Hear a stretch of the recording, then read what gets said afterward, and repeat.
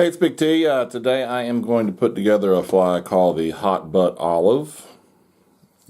Hopefully this will work out. I've tried to do this video like 3 times. I usually don't have any problems, but for some reason technical issues have played their part. But I've got several really nice flies I've already tied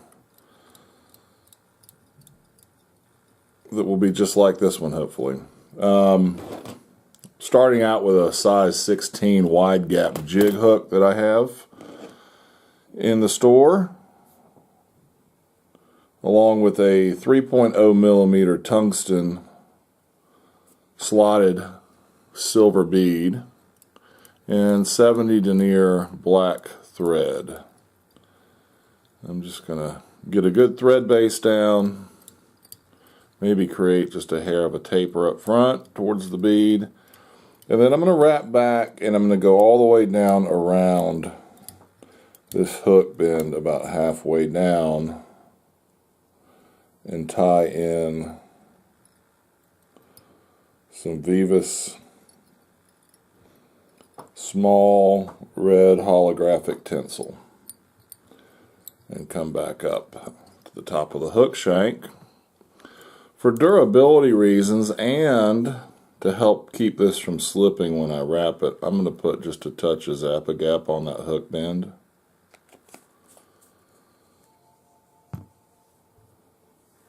And start wrapping up. And I want these to be touching turns.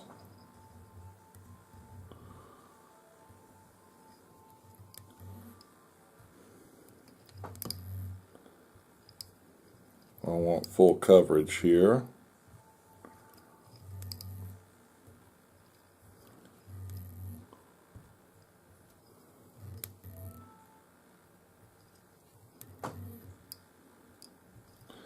As we get up, I'd call this fly an attractor fly, maybe even in the caddis category.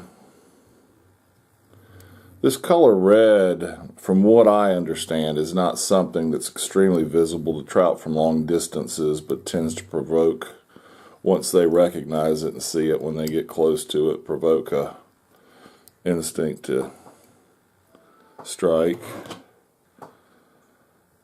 Alright, so we got our tinsel tied in, what we're going to call our hot butt, tied down well.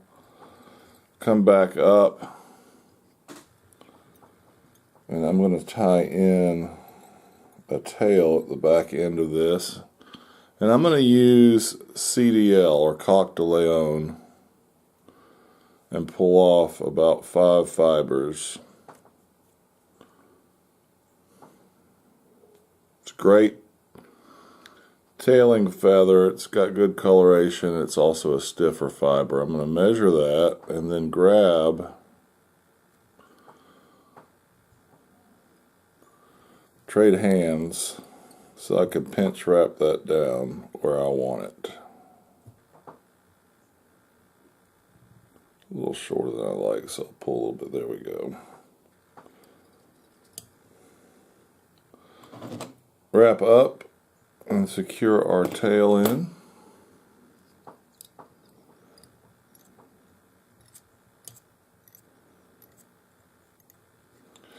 And then come back up to behind the bead. The next material is a hens. This is a round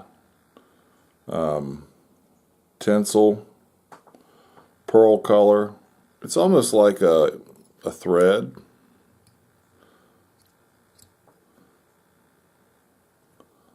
But it really stands out, especially once you get this fly in the water and start fishing it. It may get covered up a little bit by the dubbing we're about to put on, but I promise you, once you get this wet and it gets eaten a time or two, it'll really stand out.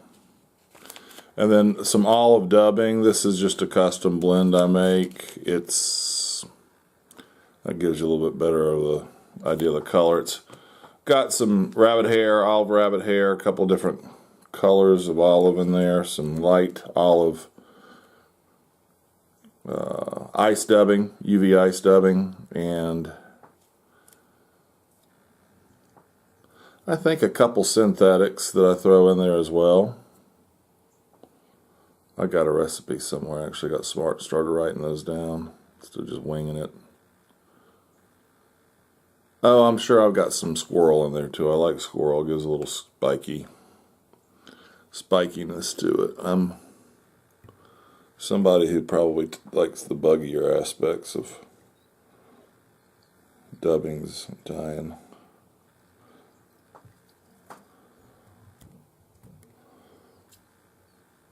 Alright, I've got that wrapped up. Now I'm going to come in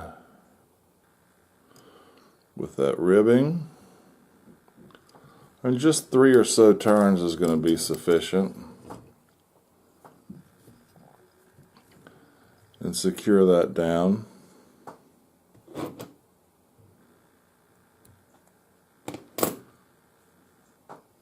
I am going to make a few additional thread wraps. I'd like that black collar to stand out just a hair.